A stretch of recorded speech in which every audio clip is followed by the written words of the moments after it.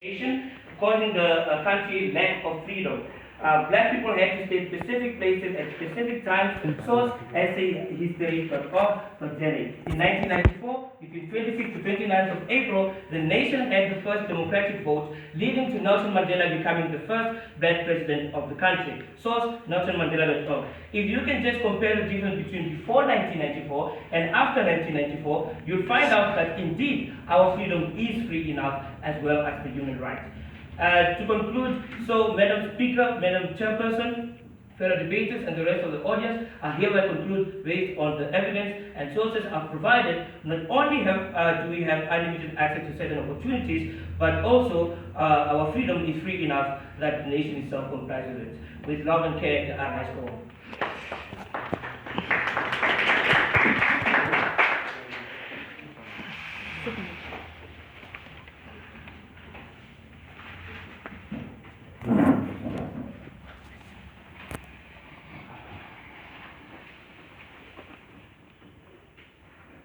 Freedom means that people come first. It means that the people's sovereignty and rights are restored. If South Africa were free, then every voice would matter equally. Greetings to the floor. I am Taliban September, the second speaker of the opposition team. And this House believes that our rights have been recognized in our country, although we have limited access to certain opportunities. And our freedom is free, but the nation itself does not comply with it. It defends, they say, in our code, African children should just be taught that hard work and perseverance opens up doors. The education system must teach them that having goals and actually achieving them presents untold rewards. This is true, but in reality, not every South African child receives quality education. In fact, by far, the majority of our learners, Africans to be more specific, are in no fee, highly ununionized and under-resourced school environments. As the proposition team, I believe they are saying we are free. They are saying every South African has unlimited access to certain opportunities. But according to my own point of view, backed by thoroughly researched information, statistics from relevant sources, this is not true. Is it because apartheid came to an end?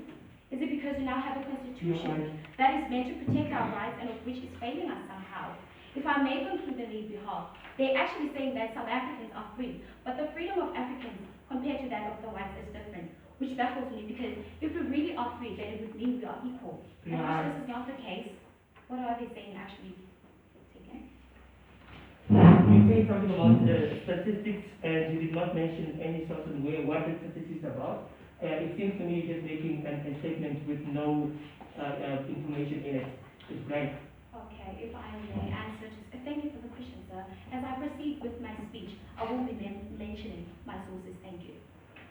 Research shows that there continue to be marked differences between two population groups, Africans and whites in terms of many areas, but I will be focusing on two, as specified: unemployment and educational inequalities.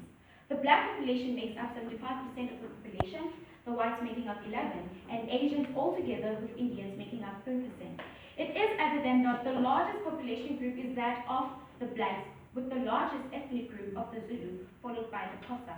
Now, according to www.mp.org.za, white South Africans earn nearly 3 times the average wage made by black South Africans, and the very same group takes up the overwhelming majority of the workforce population.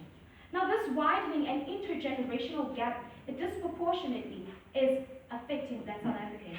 It has been proven that part of the country is structured around an advanced capitalist economy, mainly benefiting the white population.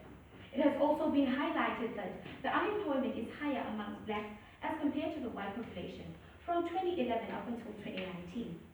www.statista.com has proven that white South Africans who weren't economically active were about 31.1%, those employed 64.4%, and lastly, the unemployed 3.9%. To compare this data to that of the blacks from 2011 up until 2019, those who weren't economically active were about 46.8%, those employed 40.3%, and lastly, the unemployed 18.1%. I think it's evident that labor market trends have certainly proven that unemployment varies dramatically by race. Yes, sir. You said yourself that there were more percentages of people who were employed and the less percentages of those who were unemployed. Now the question is, don't you think that those people who are unemployed have the same rights to go find a job, just the people who are employed. If so was listening to me correctly, I was comparing the data of the whites to that of the blacks. Now, if so was really listening to me, you would have seen that the blacks, the whites, as I said, that those employed were 40.3%. No. Those employed, were 64.4%. And compared to the blacks, 40.3%. Then what does that tell you? Thank you. As I move on to the next point, the incidence of the high unemployment rate in South Africa varies dramatically by education. We acknowledge some of the reasons that influence unemployment: inheritance, family influence, lack of opportunity, dropouts, and etc. The South African system, characterized by poor infrastructure, overcrowded classrooms, is perpetuating educational inequality between black and white children, and as a result, failing many of its children. Many public schools in South Africa have poor infrastructure, which has tragically led to the death of 2 children in pediatrics in the recent years at Uchane Primary School in Limpopo 2018. Now, one of the key infrastructures is poor sanitation, which compromises not just learners' education, but their health, privacy, and dignity. Now, do you see by what I mean when I say somehow the Constitution is failing us? Thank you.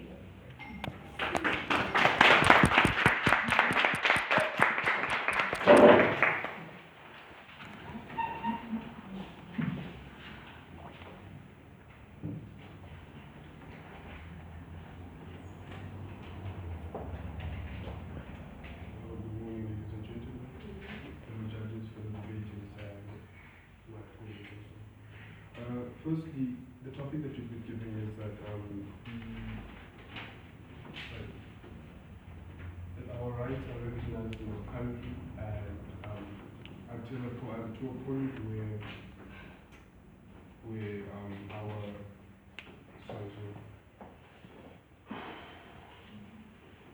our rights are recognized in our country to a point where we have unlimited access to opportunities, to certain opportunities. And we are free enough. Our freedom is enough, sorry.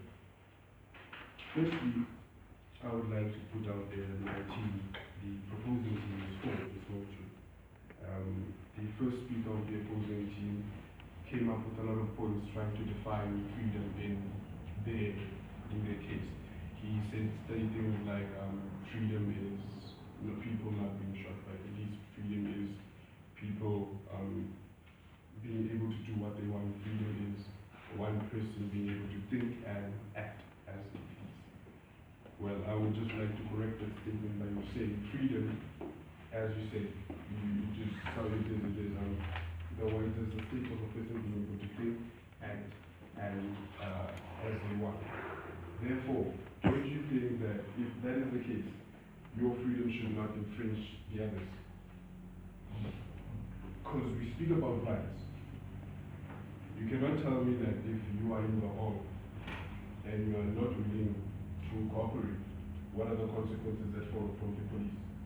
As my second speaker asked the question, the third speaker asked the question to the second speaker when he said that they are allowed to do that, they are obligated to do so.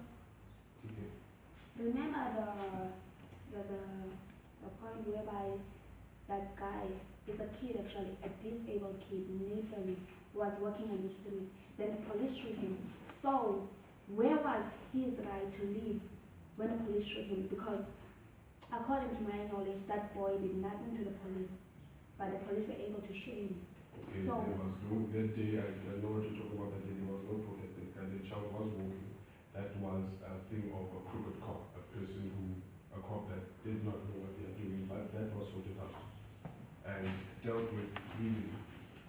But his right to life was taken and can never be given back. And the person who took his life was taken off the post and so sorted out. The sentence was But he's still living. He's still in court. I will not be answering any questions. Thank you very much.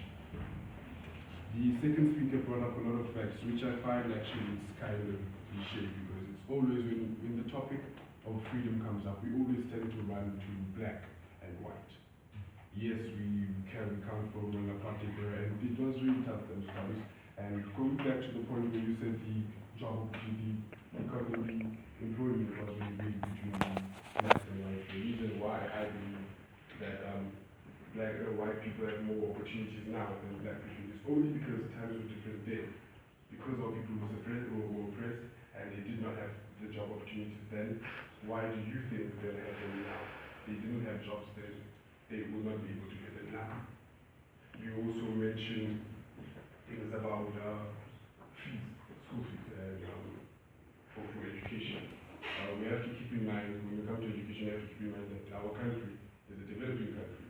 We are transforming, we're in the process of transformation. Therefore, the government cannot take everything at once. There are steps that need to be taken, as you said. The first step is to deal with the major things first, and then we will continue like that. My first speaker brought up a lot of points that what our rights are, and our rights are the cornerstones, the cornerstone to basically the society. So what she said to me basically puts out there the importance of our rights as humans and what opportunities we have from our South African Bill of Rights. The second speaker then also came up with very important facts, such as why we are free, how free are we, and actually that said did a very good job. And then we go back to what we believe that this should be the most important thing or aspect that we should look at here, that both of them actually put it out there that we are truly emancipated now than before. Our economy is not the same, nothing is the same as before. We are truly free now, we have a lot of opportunities now, and with that being said, I conclude my statement by saying we, as the opposing team, have given, I believe both my speakers have given excellent facts and facts that why we believe we are right. Thank you very much.